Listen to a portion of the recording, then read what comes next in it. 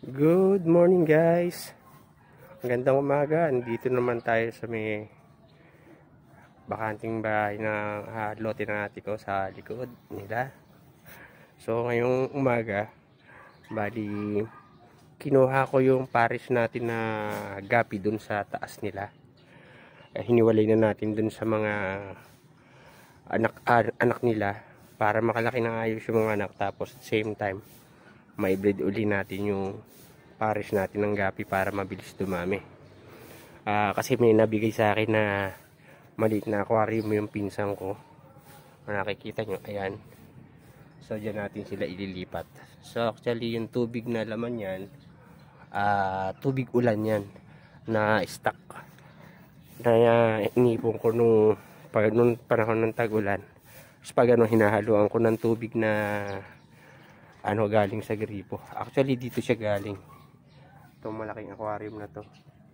So actually na filter na siya, kasi marami tayong mga lotus dito na mga water lily. So lalagyan natin ito dun ng mga 2 piraso yung natin. Kuha tayo rito, natin dito sa aquarium. Dali wala kasi itong filter kaya na magiging parang niya, aerator tsaka filter dun sa tubig lalo. So ito na nga pala yung natin, kinuha ko na dun sa taas. Nakikita nyo, ayan yung ating 2 gapi. Yung mas malapad yung dahon ay yung dahon, yung buntot yan yung mas orange, red orange yan yung lalaki. Yung mas malaki yun yung babae, kung hindi kayo marunong tumingin ng mga gapi. So yun, nalaman ko lang din. Kasi tanong-tanong ako kung alin yung babae tsaka lalaki sa gapi. So ngayon, ililipat natin sila dito sa magandang lagayan nila na transparent. Nakikita nyo, ayan. Dito. Ayan, lilipat natin sila dyan. So para pagka nakapag uli sila ng bago. So ito guys, lilipat na natin sila. So actually hindi yan mag-iinda dahil yung tubig na yan walang kakulamit na rin yan. Tsaka kasi nga tubig ulan siya. Actually mas lamang yung tubig ulan tsaka sa tubig na yan yung pinambabanto ko dun sa taas sa mga crayfish na alaga natin at saka sa yung mga goldfish na iba doon, yung mga barbel goldfish natin na kasabayan kung binili nito doon sa bigyan. Ayan, kung nakikita nyo, masaya sila. Ayan, 2. Ito ba?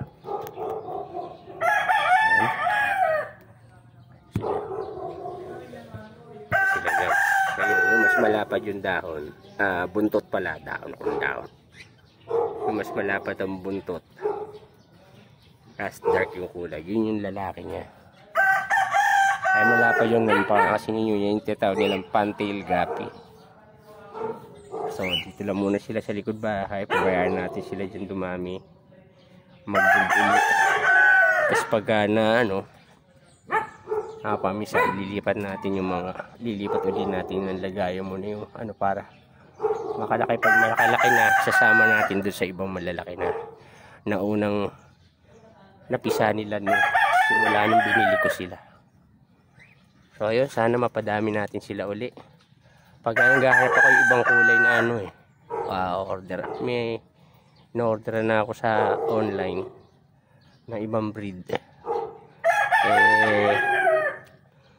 Sana makakuha tayo ng ibang kulay para mas maganda.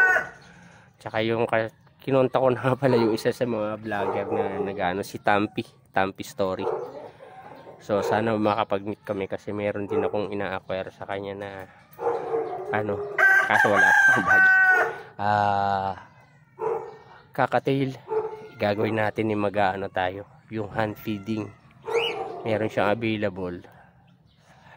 Sana makakuha tayo ng isa at matry natin yung hand feed na pagpapalaki sa kakatil, para pag yung pwede natin siyang pakawalan na napapabalik-balik natin.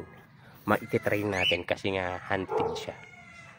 So hanggang dito na lang muna guys.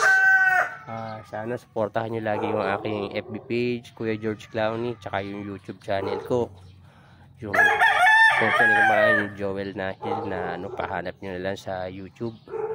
Naka-upload din doon na ginagawa ko rin sa reels ko, tsaka ano na andon naka-upload din doon kung gusto nyo din mapanood. So sana supportahan nyo ako para makagawa pa tayo ng mas maraming content. Pagka ano, paalap ko kayo din sa mga future natin na yung mga bonsai mats natin na ginawa. So ngayon medyo busy pa, tsaka medyo nagpapalakas-palakas pa. Galing tayo sa atake uli ng ating asma na medyo na ano tayo. So hanggang dito na muna. Maraming salamat. Thank you guys for watching.